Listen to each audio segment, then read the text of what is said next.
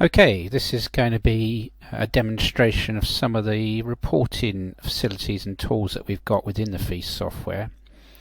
Now, I must say this is an area that's likely to change and develop quite significantly as we develop the tool. A lot of what you're going to see is actually based on what the EFA calculator used for reporting. So I'm just going to explain that for you and then go into perhaps some of the new elements and offer up some ideas of how this might develop as we develop the tool in the future. So first of all, I'm just going to open up one of the demonstration files. I'm going to open up the Ranscombe example because it's got lots of data in it. Now, when we developed the EFA calculator many years ago, we wanted a fairly simple graphical user interface in terms of how results were presented. We didn't want to overload a user with lots of numbers. And so we developed a fairly simple graphical set of icons and indicator bars to display potential impacts on ecosystem services and biodiversity. So if I pick a particular element, say woodland number 1 here, and then I go on to the impact tab here, one of the first things to do is a very simple overview of that particular woodland, or if you come up to the top level of the tree you get it for the whole farm. Basically just sums everything up, but we'll go back to woodland 1. And basically for ecosystem services it has these indicator bars. We go up or down, positive or negative, red for negative, green for positive, and likewise for biodiversity. So you immediately get an overview of how these perhaps vary from one to another. As we can see there, woodland 4 is quite different. So that's a very quick overview of just providing an initial summary of what the impacts are on ecosystem services and biodiversity. We can then go down to a level and this is a very busy page. The table on the bottom is for development purposes only. It's just showing the numbers behind the system.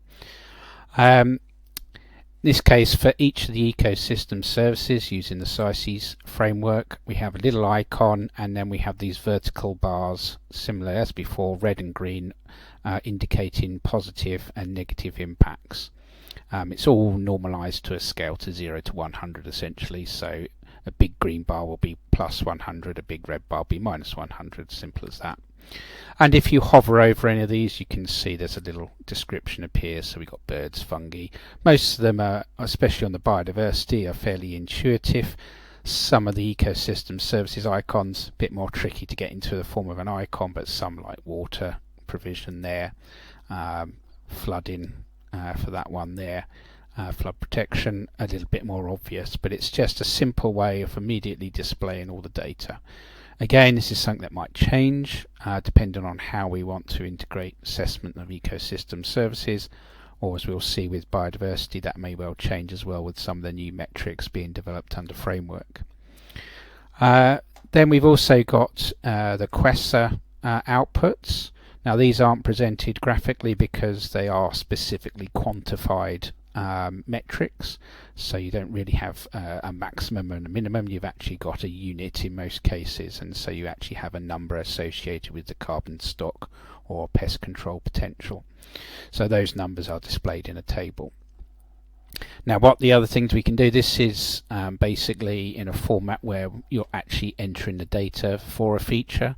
So as you're making changes here, the numbers may well change over here based on what you change in your input data. So you can see how changing something, what sort of effect that happens to have. So a sort of what if scenario. The other interface that we've got within the tool is a report builder, which takes a lot of the same sort of graphical techniques that we've just seen, but presents them in one environment. And in particular with the icons, which perhaps makes life a little bit more interesting and easier to understand, we can present them using the CICES hierarchy. So at the top here, this is your overall ecosystem services, then you come down to provisioning, regulating, and cultural ecosystem services, and as you come further down, you come down right down to the bottom here, you've got things like climate regulation, there's our flooding again, and that goes up to sort of maintenance of liquid flows and so on.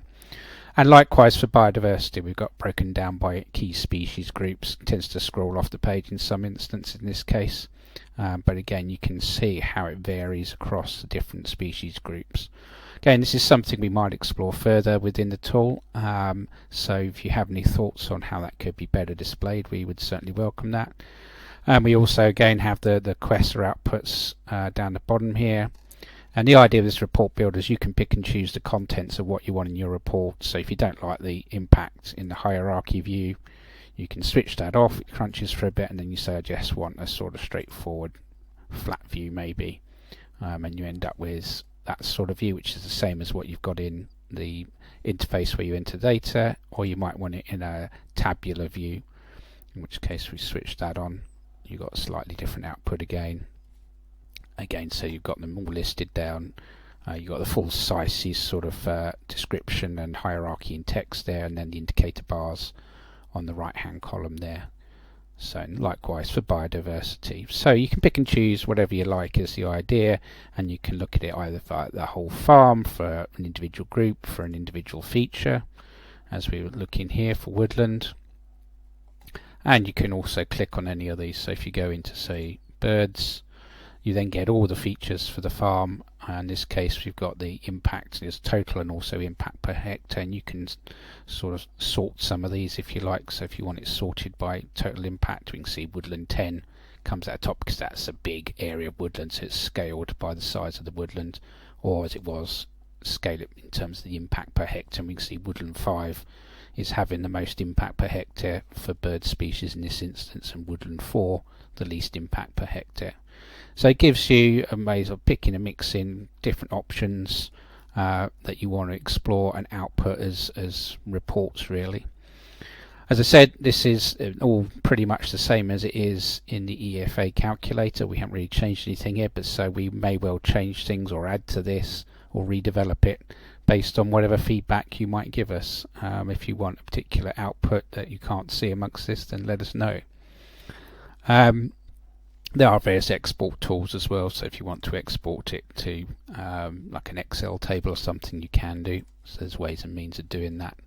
If I come back up to the whole farm view and scroll down here, you often see icons like this where you can export as CSV or as Excel file if you wish. Now the other sort of reporting elements that we might explore further is perhaps integration within the mapping interface. When we're displaying the data as maps, we've got this ability to display the map as we've got shown here. There we go, it's just loading up because I cleared the cache. So it may well be, in this case we've got the sort of categorization. In this case we're showing the pollination potential for the random state for the different features that we've just been looking at, scaled from red to low to green to high. And so that's, in theory, another means of reporting. It may well be that you want to print that map, and you can do that. So it comes out in a sort of HTML format with a key, and you can then print that out. And so there may be other tools that we can use to maybe export that map, make it useful as a tool to help manage the farm or farm cluster in a way which helps improve biodiversity. And there may be scope to sort of, if I bring up the data table here, to start providing feedback on any of these elements, and that is also again sort of part of reporting. So if I click on the woodland 5 here, we might start to give some feedback in terms of relevant species groups, relevant species, bringing in the biodiversity monitoring data. Has anything been observed on that location or near the farm? And then start to bring in sort of relevant guidance as well. Or there may be aspects of the report builder that you saw earlier. Could we bring in graphs and things here, or icons and bars, green and red bars to show positive or negative? That could also come here, so you could have, as well as seeing, say, pollination potential on the map here, actually displayed spatially, you could also have some of the other indicators displayed below this as well, because we can't obviously do a spatial interpretation of, say, pollination and also the habitat suitability for bees at the same time. They're two different metrics, but we could find a way of maybe combining those reporting outputs in one place, bringing it together in a sort of joined up manner.